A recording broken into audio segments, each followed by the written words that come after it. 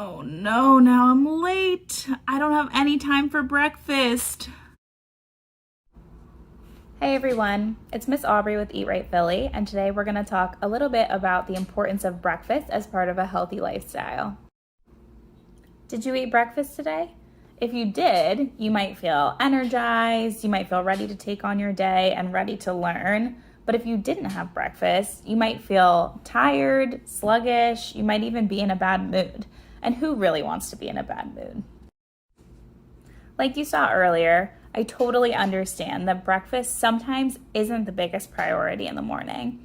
Maybe we're running late, maybe we don't have enough time for breakfast, or maybe we don't even like the options that are available to us. But breakfast is still a really important part of our day because going without breakfast could mean going 16 to 20 hours since your last meal.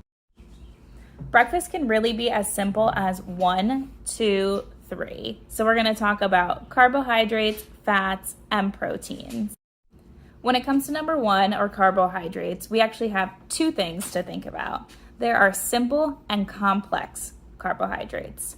So simple carbohydrates are things like fruits or sugar and things that your body digests quickly, and they give us quick, fast energy.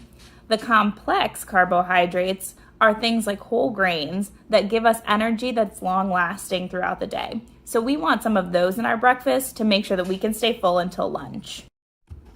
You want to think of carbohydrates as fuel for your brain. So without those in your breakfast, you're not going to do your best in school or throughout the day.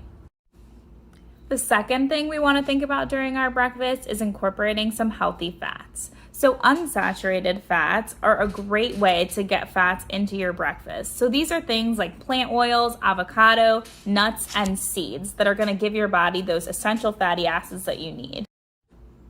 Fats are also important in your breakfast because they're still going to give your body some of that needed energy. Number 3, or the third thing that we need to think about when we are fueling up for breakfast, is protein. So protein is an important part of our breakfast, and it can be found in dairy products like milk, cheese, and yogurt, as well as eggs, lean breakfast meats, and peanut butter. This protein is going to provide energy to our muscles, and like all the other things, it's going to help keep us full until lunch.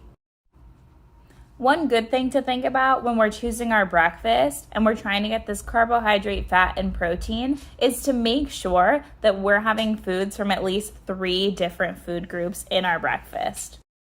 So when we're thinking of a complete breakfast, we want to have 3 different food groups in our breakfast. So the best combination, or the best way that we can get all that energy, those carbohydrates, fat, and protein that we need, is including a whole grain, a fruit or a vegetable, and a dairy or a protein. So you can have more or less of these, but it's important that we're getting a good mix of these. So for our grains, we want to focus on whole grain foods. So whole grain cereal, whole grain toast, bagels, those are what's going to fill us up, and it's going to keep us fuller longer. These fruits and vegetables are going to give us the vitamins and minerals that we need for the day. So we want to focus on some healthy fruits, healthy vegetables, trying to have whole fruits and vegetables whenever we can instead of juice. And then dairy or protein, those are going to give us those fats and that protein to keep us full again. So things like milk alternative, yogurt, cheese, eggs, those are great ways to incorporate some dairy and some protein into your breakfast. So this is an easy thing to reference when you're thinking of 3 different food groups in your breakfast.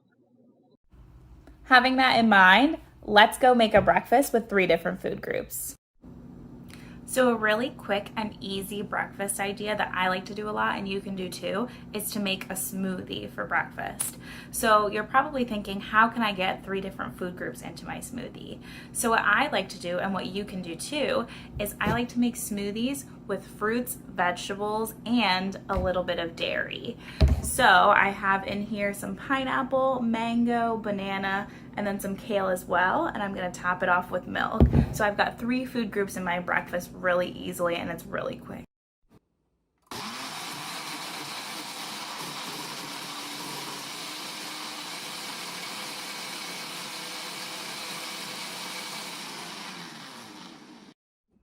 Now that we know a little bit more about the importance of breakfast, let's watch that first scene play out again, and maybe we'll have a different ending.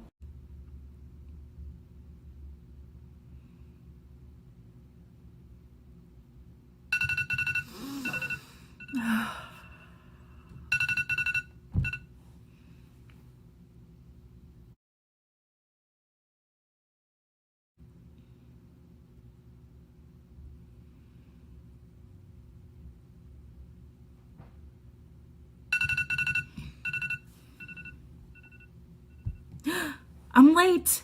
At least I have something quick picked out for breakfast. So this morning I was running late, but I had just enough time to make myself a smoothie. So I have my 3 food groups, I'm ready to go, and I'm ready to fuel my day. Next time you're running late for breakfast, remember it's as easy as 1, 2, 3.